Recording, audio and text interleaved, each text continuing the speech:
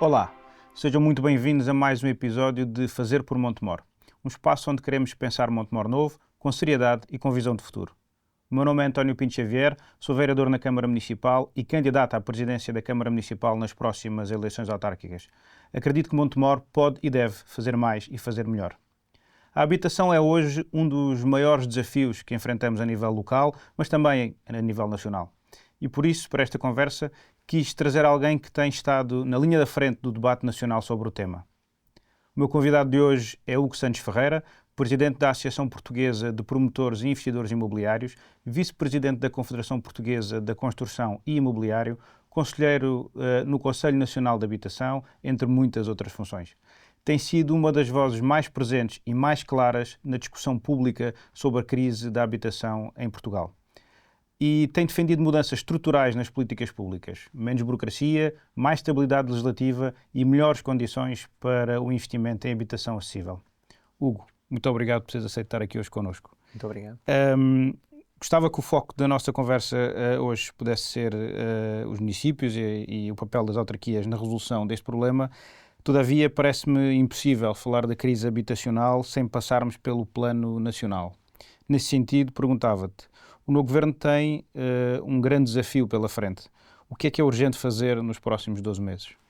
Antes de mais, muito obrigado pelo convite e dou os parabéns por esta iniciativa de falarmos sobre um tema que tanto nos preocupa a todos, que é a crise de emergência habitacional que vivemos e por poderem dar a conhecer aos montemorenses também, enfim, alguns e dar a conhecer alguns contributos para a resolução que todos queremos desse problema.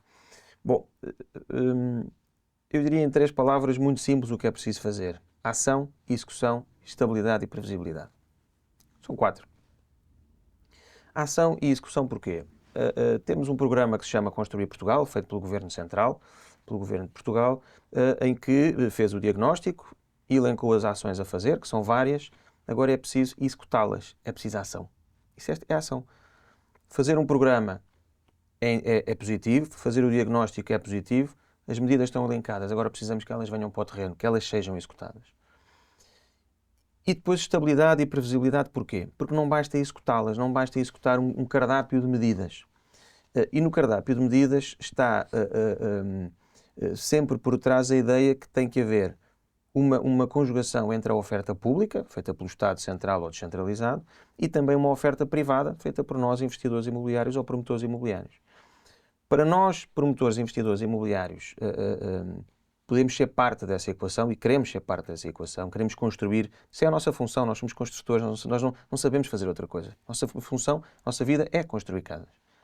É preciso ter alguma previsibilidade e estabilidade para que nós possamos montar o nosso business plan, o nosso modelo de negócios, possamos implementar os nossos edifícios. Não esquecer que um projeto de desenvolvimento imobiliário é um projeto a 5, 10, 15, 20 anos. Demora muito tempo.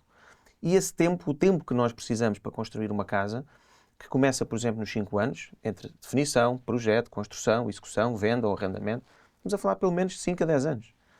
Precisamos de ter estabilidade e previsibilidade. E porquê é que eu digo isto?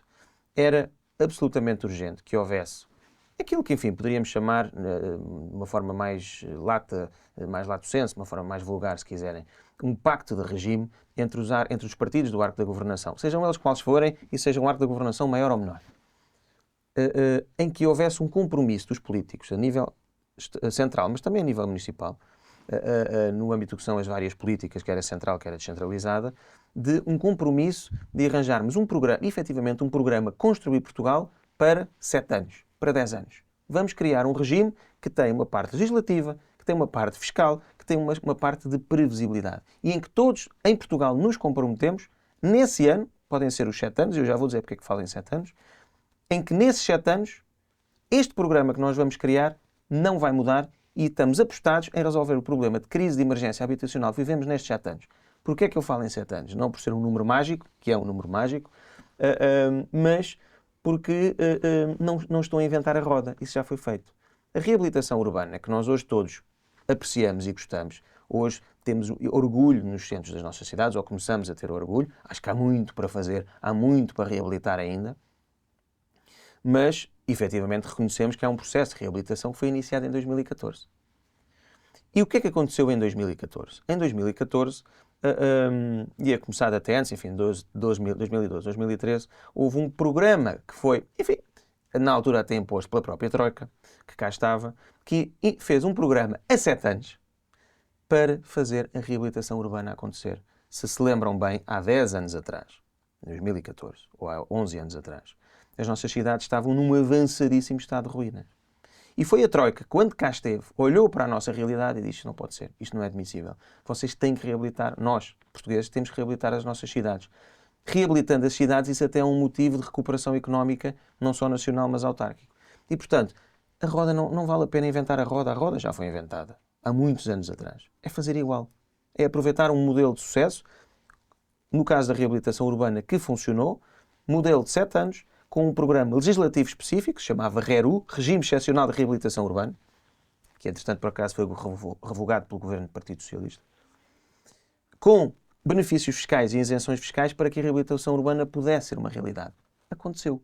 Não estamos a inventar a roda. É fazer igual para a habitação. Onde é que achas que pode haver maior discordância entre os partidos do arco da governação? Porque fala-se, por exemplo, no IVA a 6% para toda a obra, há quem peça isenção de IVA na reabilitação urbana, etc. Há uma série de propostas elencadas, mas a esquerda tem estado mais crítica dessa parte, dizendo que estamos a alimentar a especulação, que só estamos a favorecer os proprietários, etc. Claro. Onde é que te parece que pode haver... Eu diria que essencialmente no Parlamento tem que se perceber finalmente que não estamos a falar de benefícios fiscais a este ou àquele operador, a este ou àquele investidor, ou a este ou àquele promotor. Estamos a falar de benefícios fiscais para construirmos casas para os portugueses.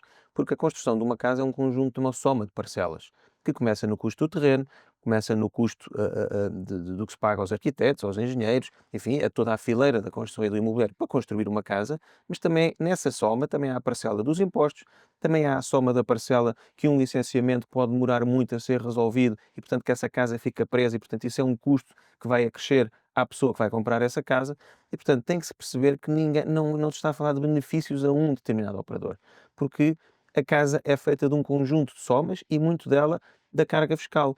Portugal é dos países que tem a maior carga fiscal na construção de habitação na Europa. Na Europa. Se nós compararmos Portugal com Espanha, Portugal com França ou Itália, Portugal tem a maior carga fiscal. E, portanto, enquanto nós não reduzirmos essa carga fiscal, nós não vamos conseguir, nós, promotores imobiliários, não vamos conseguir fazer casas que as pessoas possam pagar. Porque a carga fiscal é tão grande, só para terem ideia, uma pessoa em Portugal, quando compra uma casa, paga sensivelmente 40% a 50% de impostos. 40% a 50% são impostos. Um espanhol, quando compra uma casa, paga 10% de imposto. Portanto, nós temos que nos perguntar, mas o que é que nós temos que fazer então para reduzir esta carga? Um dos grandes temas, de facto, é a questão do IVA, que se paga na construção, portanto, que um promotor, que alguém constrói uma casa, paga a um construtor para construir a casa de um português. Esse IVA é um IVA, uma taxa máxima que não é dedutível, e que são 23%. Nenhum dos outros países tem esta taxa, ou não tem esta forma de cobrar IVA. E, portanto, enquanto nós não percebemos que a habitação é um bem essencial, que os portugueses neste momento não têm, a habitação é o único bem essencial que ainda não teve um IVA reduzido. Porquê? Porquê? E, portanto, não podemos continuar a querer falar de habitação, de que há um problema de habitação, quando não olhamos aos problemas, quando não olhamos às soluções, aos problemas concretos. O problema de acesso à habitação é um problema complexo, é um problema muito estrutural, é um problema que tem várias causas. E essa é a primeira visão que temos que ter. Como tem vários problemas, também tem várias soluções. E não há uma solução milagrosa. Há várias soluções. Eu sei quais são as duas sem as quais nós não podemos ter nunca habitação neste país acessível. Chama-se carga fiscal, reduzir a carga fiscal e reduzir os tempos de licenciamento. Isso é essencial. Depois há outras medidas, uma muito importante. Temos mais terrenos disponíveis para construir, temos mais oferta. Bom, alguns dirão, bom, mas há muitos edifícios devolutos que podiam ser utilizados. Claro que sim. E essa é outra solução. Temos que pensar como é que vamos pegar nos devolutos, nomeadamente o Estado Central, o Estado autárquico, como é que podemos pegar nos devolutos e criar uma solução eficaz, por exemplo, nos centros históricos, nos centros urbanos, no nosso caso de Montemoro Novo, pensar como é que podemos pegar no centro histórico, nos edifícios devolutos, que estão muitas vezes pertença do Estado, e como é que podemos colocar isso à disposição das pessoas. Isso é uma forma. Como é que, por exemplo, podemos também pensar naquilo que, enfim, nós chamamos na gíria a densidade das cidades, que no fundo é o seu alargamento, seja em altura, seja em extensão. E muitas vezes os políticos têm algum receio de discutir o que é isto da densidade, mas ao mesmo tempo todos defendem que todos devemos ter o direito de morar nos centros das cidades. Bom, mas dizer que todos temos o direito a morar no centro das cidades não pode ser destituído de uma discussão de pensar a expansão do perímetro urbano, Como é que nós podemos utilizar mais rapidamente os imóveis devolutos nos centros das cidades? Portanto, esta discussão tem que ser ligada uma com a outra, porque senão é uma conversa incoerente e sem sentido e que não nos leva a lugar nenhum. E estes são alguns pontos, enfim, desta tal problemática que é muito complexa e por isso é que o problema da habitação se arrasta há muito tempo, porque é preciso ter esta visão integrada. Vários problemas, várias soluções. Não há soluções milagrosas, há um conjunto de medidas, daquelas que eu referi, carga fiscal e licenciamento tardio, são para mim as duas principais razões, porque sem as quais nós resolvermos, não vamos ter casas acessíveis. Muito bem. Lançaste uma série de temas e foi bom porque acho que a partir daqui temos conversa. Aliás, tínhamos conversa para muito mais tempo, mas em primeiro lugar é fundamental entender que, como tu disseste, os problemas são vários, portanto as soluções também têm que ser várias. E para se resolver o problema de Lisboa não são, ou seja, as medidas que resolvem o problema de Lisboa não são as mesmas de Montemor Novo, ou de outros municípios no interior do país. Mas há aí um ponto também fundamental que é há pessoas que argumentam, e aliás, uma série de PDMs têm sido atualizados nesse sentido, nomeadamente o de Montemor Novo, eu já lá vou, dizer que não temos que construir mais, pois há muita casa por reabilitar. E isto é uma visão um bocadinho, é pelo menos uma visão de olho tapado, na minha perspectiva, porque nós não vamos resolver um problema tão grave só numa via. Nós temos que declaradamente fazer mais casas e temos que reabilitar mais, sem dúvida. Inclusivamente, há esse tema da propriedade do Estado, que em 2019, acho que é de 2019, um despacho da Secretaria de Estado que tentou resolver esse problema, nomeadamente dos prédios que não têm inscrição na AT, ou seja, nunca pagaram IMI. Isto originou alguma celeuma, porque, quanto a mim, o processo não foi bem dirigido, mas o primeiro pontapé, digamos assim, o primeiro passo e o pontapé de início foi dado e acho que era de pegar neste processo, porque em Montemor, por exemplo, foram identificados cerca de 100 imóveis que foram inscritos na AT em nome do Estado. Isto é só uma parte da resolução do problema, porque no centro histórico, como deste exemplo, muitas dessas casas estão lá. Elas estão lá porque as pessoas não têm muito interesse nelas. E isto é importante perceber, que o promotor imobiliário não tem interesse em reabilitar uma casa que vai demorar 2 anos a 3 anos a reabilitar, que lhe custa 3.000 euros quase o metro quadrado, e que depois não pode vender caro, porque ninguém quer pagar tão caro para viver no centro histórico de Montemor, não é? E esta noção tem que ser compreendida. E é aqui que eu acho que alguns políticos não entendem, acham que o construtor civil, o promotor quer sempre, é uma espécie de um bicho-papão que só pensa em lucro, mas a verdade é que a pessoa não pode trabalhar se não ganhar dinheiro. Eles também não o fazem, em princípio não o farão. E portanto acho que de facto o que disseste é fundamental, ou seja, nós temos que garantir que haja mais área de construção para nova habitação e depois temos que nos focar nos centros históricos. E aqui eu arrisco dizer que tem que ser muitas vezes o município, por causa disto. O município pode pegar numa casa que ninguém quer, reabilitá-la e vendê-la ao preço que gastou na casa. O promotor não pode fazer isto, porque seria trabalhar para aquecer, como o povo diz, né? E, portanto, o município tem essa possibilidade porque ele não procura o lucro, ele procura uma solução. E mesmo assim tem lucro, porque depois, ao ter pessoas no centro histórico, vai receber IMI, vai ter IRS, vai ter vida na cidade, isso tudo é lucro, ainda que seja por vezes subjetivo. E como é que se convence um promotor imobiliário a olhar para cidades médias e pequenas, uma vez que, em princípio, o lucro não será tão grande como em Lisboa, Porto e Funchal, por exemplo? Olha, as autarquias, as câmaras municipais têm aqui um papel muito importante nessa descentralização e como levar este investimento imobiliário que está muito focado no litoral, nas áreas metropolitanas, nos grandes centros urbanos de Lisboa e Porto, para o interior. Os municípios têm aqui eu diria duas dinâmicas. Uma, ao Estado, enfim, seja central ou descentralizado, compete-lhe exercer a sua função social e, portanto, ocupar-se muito das pessoas carenciadas e ocupar-se do que é a construção para a habitação, nomeadamente social. E isso é uma função que compete ao Estado no âmbito das suas funções. E depois há também uma outra função que eu diria que é uma talvez ainda mais importante, porque a fatia da população é maior, que é o de dinamizar, o de criar as condições para, no âmbito do que podem ser uma parceria entre um público e um privado, e nós estamos disponíveis para isso enquanto setor privado, resolvemos o problema, nomeadamente a habitação, para os jovens e para a classe média, que é a grande fatia da população. E é aí que o Estado entra e é aí que as câmaras municipais também podem entrar. Nós, enquanto investidores imobiliários, estamos dispostos a investir onde for, onde houver procura. E a procura hoje em dia é em todo o lado. Não há só em Lisboa, não há só no Porto, é em Montemoro Novo. Porque as pessoas efetivamente não têm casa há muito tempo. E o problema é que este problema se arrasta há décadas e décadas e décadas. Portanto, a quantidade de pessoas que cada vez têm menos casas ou menos acesso à habitação acresce. E, portanto, nós, enquanto investidores, estamos sempre atrás da procura. Essa é a nossa procura. Agora, precisamos, de facto, ter as condições necessárias criadas para que isso possa acontecer, para que nós vamos ao interior e, havendo, naturalmente, menos procura, os preços tendem, naturalmente, a ser mais baixos, mas que consigamos ter as condições para conseguirmos construir, tirando, obviamente, os nossos dividendos disso. Qual é que é o papel que os municípios podem ter? Bom, primeiro, perceber o que é um investimento imobiliário, o que é que isso implica, como é que nós trabalhamos, como é que nós funcionamos. E a partir daí, e isto é importante dizer, porque em Portugal há muita mania de fazer as leis, eu diria ao contrário. Fazem-se as leis no gabinete, fazem-se os regulamentos nos gabinetes e depois vem-se ao mercado perguntar se alguém quer. Não, tem que ser ao contrário. Não é? Eu, quando monto uma empresa de t-shirts, eu tenho que ver qual é o meu alvo. Para quem é que eu vou vender essas t-shirts? Se eu quero vender t-shirts para os jovens, eu não posso fazer t-shirts para pessoas mais velhas, porque os jovens não me vão comprar e as minhas t-shirts são para esse mercado. É a mesma coisa. Eu tenho que ir ao mercado e tenho que perguntar.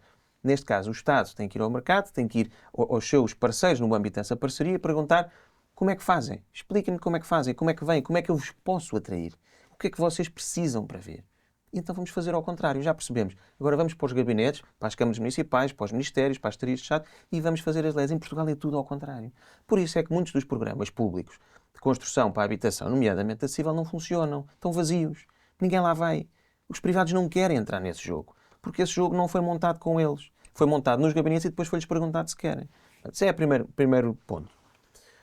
O segundo ponto, perceber que tem grandes oportunidades. Grandes oportunidades. Nomeadamente, por exemplo, em termos de licenciamento. Os investidores imobiliários estão fartos de investir em Lisboa. Investir no Porto. No Porto menos, mas no caso até de Lisboa. Licenciamentos tardios. Não sei se as pessoas têm noção, mas um licenciamento em Lisboa pode demorar 5 anos. 5 anos. Isto não é compatível com nenhum investimento imobiliário. E, portanto, perceber-se isto e os autarcas perceberem isto, criarem vias verdes, criarem processos rápidos, ágeis, de licenciamento, de forma muito competitiva, por exemplo, com os grandes centros urbanos, que estão mais pressionados por muitos projetos e que realmente os tempos não são admissíveis, isto é um fator competitivo. Ter licenciamentos rápidos. Criar sistemas, criar legislação, criar regulamentação que permita dar atratividade e competitividade a esses territórios.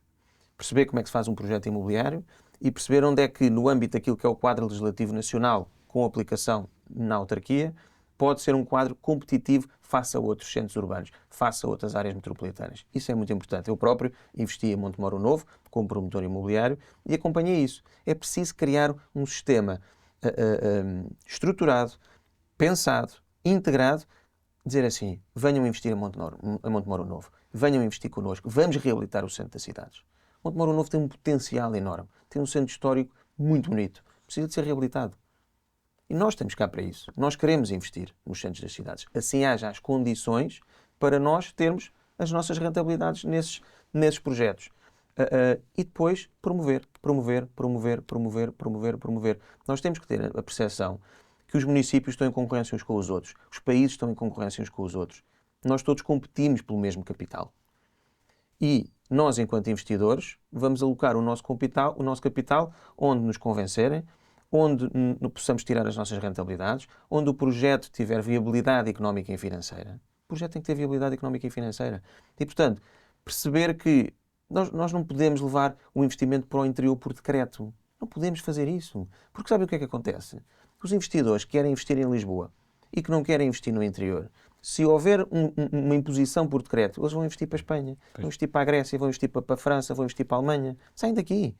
temos que os convencer.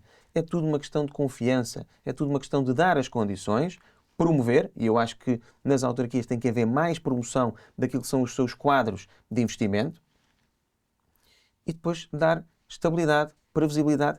Vamos lá ver, isto é sempre a mesma coisa. Agora, não está a ser feito isso ainda e é preciso fazer mais. Convencer, promover, estabilidade, criar um quadro legislativo e fiscal interessante e os investidores vão investir aí. É isto que é preciso fazer. E depois, enfim, e no nosso caso de Montemor, enfim, que conheço bem, também do nosso Alentejo, diferentemente, por exemplo, do litoral, onde a massa urbana e a densificação urbana já é muito mais consolidada, realmente temos que perceber isto é importante. A reabilitação urbana é muito preciso e temos muito para reabilitar. O nosso Montemor novo é assim.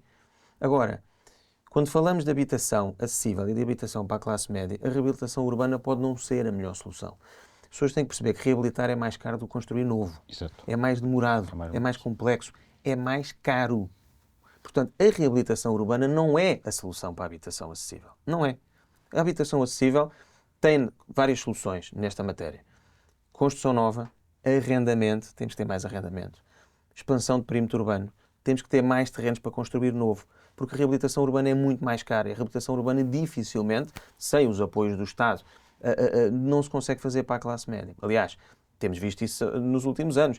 O próprio regime legislativo e fiscal que favoreceu a reabilitação urbana tem vindo a ser revogado todos os anos. Estamos a piorar, estamos a reabilitar menos, estamos a construir menos.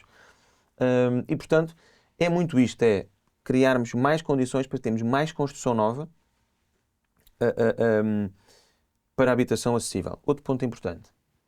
Temos que perceber que em Portugal, eu diria de forma quase incompreensível, nós construímos acessível com os mesmos custos e condições que construímos uma casa de luxo. Pois, Isto não faz sentido. Nenhum. Isto não faz sentido. Nós não podemos ter as mesmíssimas exigências que temos para uma habitação de luxo que temos que ter para uma habitação para a classe média. Queremos construir com qualidade? Claro que sim. Claro que sim. Ainda por cima a nossa construção portuguesa é das melhores da Europa. Mas também é mais cara. E esse é um problema. Agora, portanto, temos que também, os próprios municípios também podem ter um papel interessante nessa matéria, naturalmente respeitando o que é a legislação nacional, obviamente, central, mas perceber que realmente construir para a habitação acessível ao mesmo custo e nas mesmas condições e nas mesmas exigências que a habitação de luxo é incomportável. Outro ponto tem a ver com a sustentabilidade. Estamos todos comprometidos com a sustentabilidade, com as alterações climáticas, com o combate às alterações climáticas. Mas a sustentabilidade é um custo efetivo. Construir mais sustentável é um custo. Construir com menos sustentabilidade não tem o custo de construir com sustentabilidade. Agora, não estamos num ponto sem retorno nessa matéria. Temos que construir com sustentabilidade. Temos que ter mais eficiência energética. Temos que combater as alterações climáticas. Bom, temos fundos comunitários disponíveis para essa matéria. Os municípios também podem ter um papel importante ao alocar mais recursos da sustentabilidade, da construção de eficiência energética, do combate às alterações climáticas, à construção de casas mais verdes. Isso é um ponto importante. Porque há aqui uma outra pergunta que temos que nos fazer. Quem paga a sustentabilidade? As pessoas já mal têm dinheiro para comprar uma casa. Quanto mais uma casa dotada de maior sustentabilidade, que é mais cara. E, portanto, aqui temos que ter também o apoio do Estado, central, e do apoio dos municípios, para nós conseguirmos fazer essa casa mais sustentável. Estamos todos comprometidos com o combate às alterações climáticas, mas essa casa vai ser mais cara. A não ser que o Estado entre no jogo, entre na equação e, através de financiamentos, conseguimos baixar esse preço e o preço que chega à casa das pessoas é mais barato. E só para terminar, a questão do arrendamento. O arrendamento é naquilo que são a tal visão mais complexa, mais estruturada do que a visão de que o problema é um problema muito grande e muito vasto, com vários problemas. O arrendamento é talvez das formas que mais conseguisse, de forma mais depressa, resolver o problema do acesso à habitação. Para os jovens e para a população em geral. O que nós temos que nos perguntar é: o censo de 2021 indicou que haveriam 700 mil fogos devolutos através dos censos, portanto, naquela altura. Estimou que 50% desses devolutos estariam em condições de ser arrendados e não estavam. 350 mil. Portanto, o que nós temos de nos perguntar, ou os portugueses têm que se perguntar, é porque é que há 350 mil proprietários que não querem ter as suas casas arrendadas. Porquê? Porque não tem um racional, não é lógico nem racional que haja uma pessoa que tenha uma casa que pode gerar um rendimento extra ao seu agregado familiar e que prefira estar devoluto sem ganhar dinheiro. Claro. Porquê? Porque as pessoas não confiam. As pessoas têm medo. E as últimas medidas públicas que houve, nomeadamente no tempo do governo do Partido Socialista, vieram atacar muito essa confiança, essa credibilidade da lei do arrendamento. Porque aquilo que nós ouvíamos era: eu vou-te tirar a tua casa, eu vou fazer obras coercivas, dá cá a tua casa que eu é que vou fazer. Mas é exatamente o contrário. É dar a confiança aos proprietários para serem eles a arrendar. Há uma coisa na Constituição, na República Portuguesa, que se chama direito de propriedade, que é inabalável. Também há o direito à habitação, que também é inabalável. Mas os dois têm que jogar um com o outro. Tem que haver um equilíbrio entre o direito à habitação, o cumprimento do direito à habitação e o cumprimento do direito de propriedade. E no âmbito dessa relação de dois princípios constitucionais muito fortes que nós temos em Portugal, a única forma é dar mais confiança aos proprietários para eles colocarem as suas casas no mercado do arrendamento, dar-lhes as condições, ajudá-los, apoiá-los e não fazer o seu contrário. No que a nós nos diz respeito, enquanto investidores, competir e arranjar um programa que nós chamamos na gíria Build to Rent, portanto, construir para arrendar. E aqui dois números que as pessoas vão perceber. Espanha, e nomeadamente a Comunidade de Madrid, portanto, os que chamaríamos a Grande Madrid, tem neste momento 30 mil casas de construção para arrendamento. Os montemorenses sabem quantas há em Portugal. Os portugueses sabem quantas há em Portugal. Zero. É isto que estamos a falar. Porquê? Porque não há ainda um programa público, nomeadamente do Estado Central, que permita que haja uma legislação própria que, como a Comunidade de Madrid, por exemplo, fez, 30 mil casas de construção para arrendamento agora, e 10 mil são para habitação acessível, atenção, em cima das 30,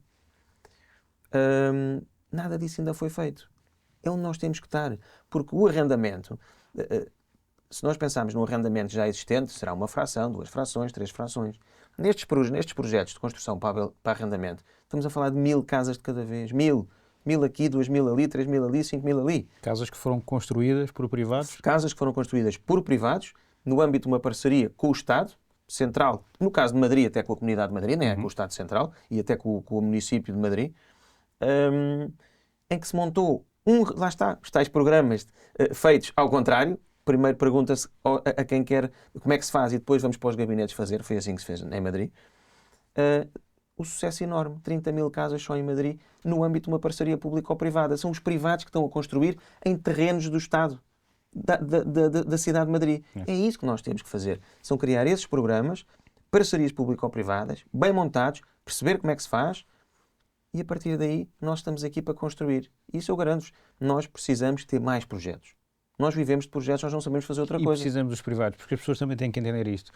Se fosse em Portugal, e vamos colocar isto à escala, se fosse em Montemor Novo fazer 300 casas. A escala pode nem ser esta, mas 300 casas. Primeiro, é complicado para a Câmara conseguir construir 300 casas. Ponto 1. Falta de técnicos, a contratação pública e o CCP não ajudam neste campo, e depois geri-las. As câmaras não têm, regra geral, capacidade para fazer esta gestão. Claro. Aqui podemos falar, e eu ando a estudar essa hipótese, de propor a criação de uma empresa municipal para a gestão do património. Mas, regra geral, fazer a regulação, a manutenção de arrendamentos é muito complexo para as câmaras. Se calhar um dia vamos lá chegar, se calhar, mas ainda estamos muito longe dessa realidade. Nós tínhamos que pensar agora, e como tu disseste, e voltando outra vez, as pessoas têm que perceber que as soluções têm que ser resolvidas em paralelo. A nova construção e a reabilitação. Nós temos que olhar ao centro histórico e dizer, a Câmara tem que intervir diretamente, sem dúvida em alguns casos, mas tem que reduzir as taxas, ou eliminá-las.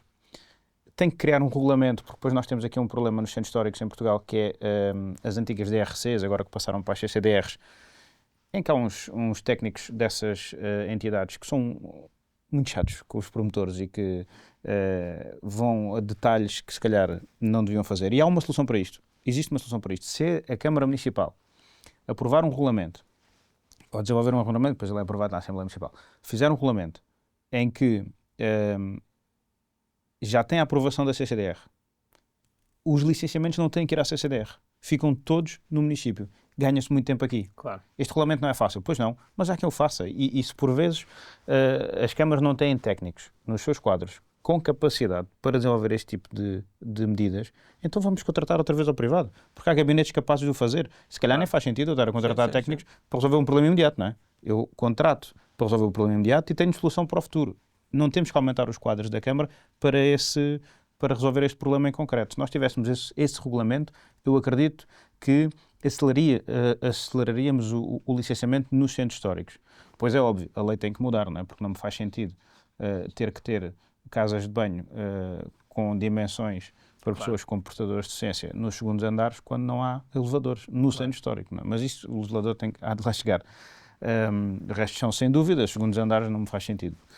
Mas se nós conseguíssemos reduzir taxas, ter este regulamento e intervir diretamente naqueles casos que o privado nunca vai pegar, para além, e aqui só um quarto ponto muito interessante, que temos exemplos de Moura, de Vila Real de Santo António, que é aplicar a lei e fazer com que as pessoas cumpram o dever de conservação.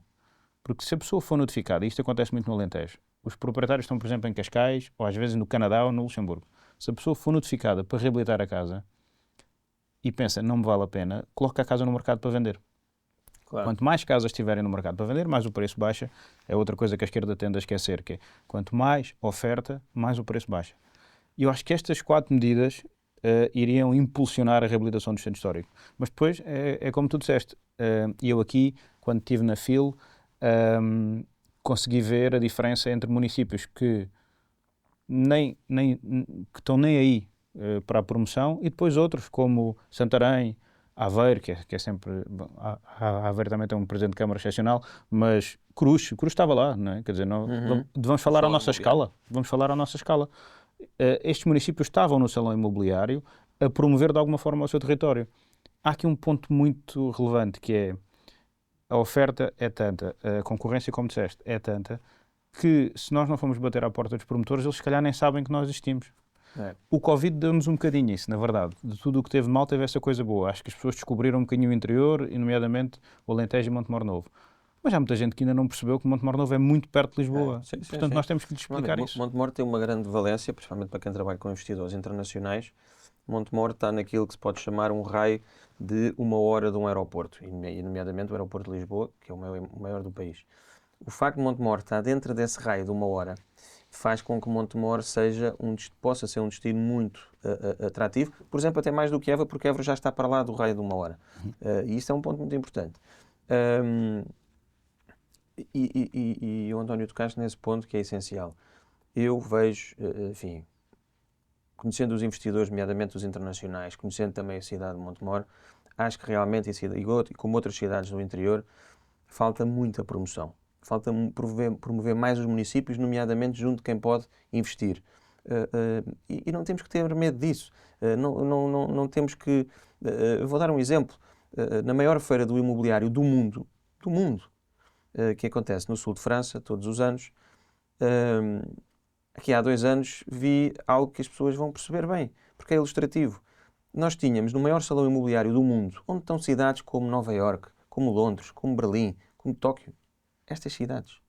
E no meio, ao lado da cidade de Londres, tinha a cidade do Fundão, Portugal.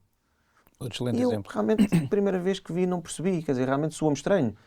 O Fundão, no maior salão do mundo, ao lado da cidade de Londres. O Fundão com um stand mais pequenino e Londres com um stand enorme. E eu fui perguntar aos autarcas que lá estavam o que é que faziam naquela feira. Viemos promover a nossa região. Mas aqui estão a competir com Londres. Mas esse é que é o ponto. Nós estamos a competir com Londres. Londres tem as suas oportunidades, nós temos a nossa. E a verdade é que achei curioso, fiquei curioso depois com o resultado e passado um ano voltei a encontrá-los na mesma situação. Já não ao lado da cidade de Londres, mas ao lado da cidade de Paris. Extraordinário. E perguntei como tinha corrido. E disseram-me que correu tão bem que tinham voltado outra vez, porque naquele ano anterior estavam a promover um parque logístico no Fundão e foi ali que arranjaram os investidores para desenvolver o parque logístico com o município. É disto que estamos a falar. O Fundão não teve o pudor, não teve medo, não teve de estar posicionado ao lado de uma cidade como Londres, num salão mundial. Foi ali que arranjou um investidor para desenvolver um grande parque logístico no Fundão. É isto que falta aos municípios, muitas vezes. É promover mais. Primeiro, estruturar, ver onde estão as oportunidades, identificar as oportunidades. olhar onde é que o município pode ser competitivo face aos seus vizinhos ou face aos grandes centros urbanos, promover, criar um programa, ir promovê-lo lá fora, vender esse programa.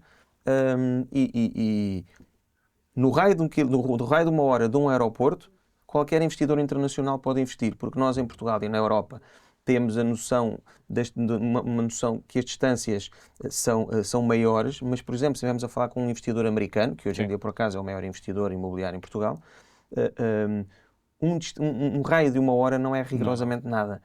Para nós parece muito, mas para um investidor americano que, quando precisa de ir de um lado de uma costa este à costa oeste, demora 8 horas de avião para ir de um ponto ao outro dentro do mesmo país. Exato.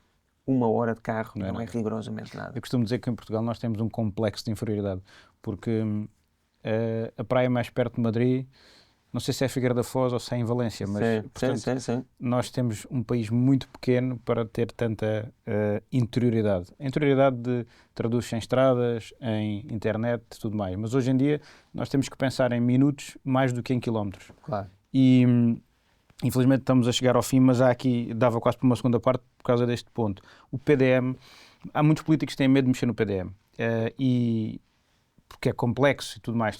Outra vez, é para isso que servem os técnicos, é para isso que servem empresas especializadas nisto.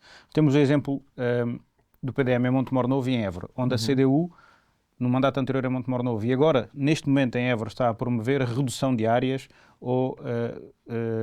sobretudo a redução de áreas onde se pode construir, e também que afetou em Montemor Novo, no caso, por exemplo, de Lavra e de Cabrela, a reabilitação urbana. Isto é um ponto claro para mim, nós temos que rever o nosso PDM, temos que aumentar áreas, temos que permitir que haja mais construção, mas também há outro fator muito, muito relevante. O aeroporto, o novo aeroporto, vai ser construído muito perto de Montemor.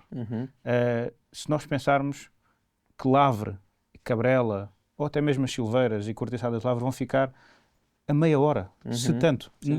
Acho que não é tanto. São 15, 20 minutos do aeroporto. Montemor é que deve ficar a meia hora. Isto coloca-nos dentro do aeroporto. Esta zona toda que vai de Cabrela, Silveiras, Lavre e Cortiçadas vai ter uma pressão urbanística brutal. Se nós temos que ter uma ferramenta, a ferramenta mais importante, que é o PDM, mas também o PU, capaz de responder a isto. Claro. Porque estas vilas e aldeias conseguem, com pouco, duplicar a sua população depois do aeroporto estar construído, ou até antes, quando as obras começarem. Claro. E eu acho que este ponto é fulcral e nós temos mesmo que pensar isto com o tempo. Nós já vamos sofrer pressão urbanística com o novo Hospital Central de Évora, no que diz respeito, por exemplo, a Escoral, Casa Branca e também Montemor Novo, mas o aeroporto vai ser uma onda gigante, vai ser um tsunami que nós temos que estar preparados, porque se Montemor já é perto de Lisboa, eu costumo dizer que Montemor é o Alentejo mais perto do mundo, porque é o que está mais perto do aeroporto, mais perto vai ficar, porque vamos ter o aeroporto à porta e isso são muitas oportunidades no nosso horizonte, mas também muitos problemas que temos de estar capazes de saber responder, e não vamos esperar que o aeroporto seja feito para pensar no que é, mas temos que pensar agora. Bom, tocaste em 2 pontos. Quanto à revisão do PDM ou de qualquer tipo de medida que visa restringir a expansão do perímetro urbano ou a disponibilização de mais solo, bom, eu só posso dizer que está em completo contraciclo. Faz lembrar aquelas pessoas que vão num corredor em que vai tudo andar no lado e é uma pessoa que vai no lado contrário. É só isso que se pode dizer, ou seja, numa altura em, como já expliquei, em que a reabilitação não é a chave principal, por ser caro construir, por ser caro reabilitar, não é a chave principal para termos mais casas acessíveis, em que muitas vezes o património dos centros históricos e, portanto, muita reabilitação é um património que, por um lado, culpa do Estado Central, não está cadastrado, vai demorar a ser feito. Por outro lado, quando é dos privados, pode estar envolvido num problema de heranças que é muito difícil de resolver. Mas, acima de tudo, porque a reabilitação é cara, esse é que é o ponto. E, portanto, a construção nova é, de facto, a solução para termos mais casas e mais casas acessíveis. É que nós precisamos de mais casas e mais casas baratas, por causa daquele desequilíbrio que falavas e bem, que é, no fundo, o desequilíbrio entre a oferta e a procura. Há muita procura por casas, há pouca oferta e estamos a construir cada vez menos. Não sei se as pessoas têm ideia em casa, mas na década dos anos 90 e 2000, nós construíamos 120 mil casas por ano. Não estamos a construir 10%. Não estamos a construir nem 15. Pois. Nem 15 mil. E diz que estamos a construir cada vez menos. Nós estimamos que estarão em falta já quase perto das 200 mil casas em Portugal. 200 mil. E estamos a construir cada vez menos. E, portanto, neste momento temos que repensar com cabeça, tronco e membros. Não queremos também os maus exemplos do passado, onde se construiu mal e de forma massiva e pouco estruturada. Não. Repensar os territórios, olhar para os territórios, ver onde podemos construir mais habitação de forma estruturada. Não é a única solução, mas é grande parte da solução. Temos que continuar a reabilitar? Sim, temos que continuar a reabilitar. Mas eu deixaria a reabilitação para os segmentos mais altos, para quem tem dinheiro para pagar a reabilitação. Para quem tem dinheiro em pegar num edifício do século XV ou do século XVI, como eu fiz em Montemor, e reabilitei essa casa. Mas essa casa demorou tempo, deu trabalho, foi caro. Construir, por exemplo, uma casa que eu construí no centro de Montemor, no século XVI, 1510, custa muito dinheiro. E não é isso que vai resolver o problema da habitação. E, portanto, quem estiver neste momento a querer reduzir áreas de expansão de perímetro urbano, insisto, tem que se pensar de forma estruturada, está completamente em contraciclo. Temos que ter realmente mais... Nós, promotores imobiliários, temos que ter mais matéria-prima para trabalhar. Qual é a minha matéria-prima para trabalhar? É solo, é terrenos, é edifícios para eu construir. Depois a questão do aeroporto. Claro, o novo aeroporto vai criar novas centralidades. Os municípios que souberem a tempo, porque vamos ter tempo, mas o tempo voa. E uma coisa que possa parecer 10 anos é amanhã. E principalmente quando estamos a mexer no território, que são coisas que têm que ser pensadas, discutidas, estruturadas, têm que ser levadas à discussão pública, temos todos que pensar.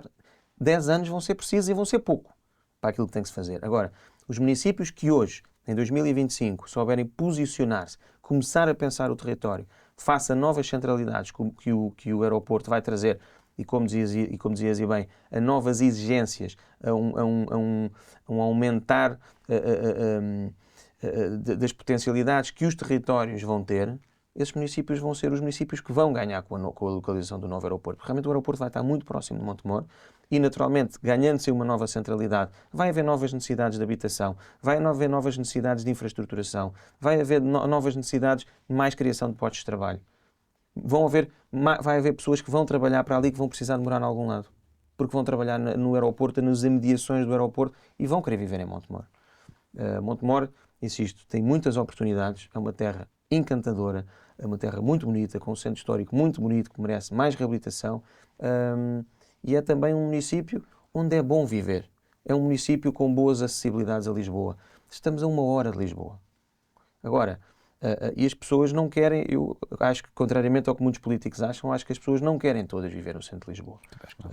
E o facto de estarmos perto do maior centro urbano, no maior criador de postos de trabalho do nosso país, que é a capital de um país, isso é uma vantagem que poucos outros municípios têm. Os municípios, Bragança, que está lá mais longe, têm essas dificuldades. Nós não temos essa dificuldade. Nós estamos a 1 hora do aeroporto, do centro de Lisboa. E também do aeroporto, mas no caso do centro de Lisboa. Isso é uma oportunidade que tem que ser aproveitada. E eu acho que Montemor, se conseguir reabilitar bem o seu território, se conseguir promover-se, não esquecemos a promoção do município, quer internacional, quer nacional e quer junto dos investidores, se conseguir ter mais solo disponível para construir, se conseguir montar um programa pensado e estruturado que permita ser um município competitivo para quem quer lá investir. Eu acho que Montemor tem tudo para poder ter isso, assim os nossos governantes, os nossos políticos o consigam fazer, porque a oportunidade está lá e Montemor merece, e os montemorenses também merecem. Muito bem, temos aqui pano para mangas, mas acho que tendo o caminho bem desenhado é saber percorrê-lo. Às vezes é isso que falta nos políticos, é saber para onde querem ir. Hugo, muito obrigado por esta conversa franca e com muito conteúdo. A habitação é um direito fundamental, mas também é um motor de desenvolvimento. Se queremos que Montemor tenha futuro, temos de garantir que há lugar para todos, desde os jovens casais aos profissionais que aqui queremos fixar. E esta foi mais uma conversa do Fazer por Montemor. Se gostaram, partilhem e sigam. O meu nome é António Pinto Xavier e acredito que Montemor Novo pode e deve fazer mais e fazer melhor.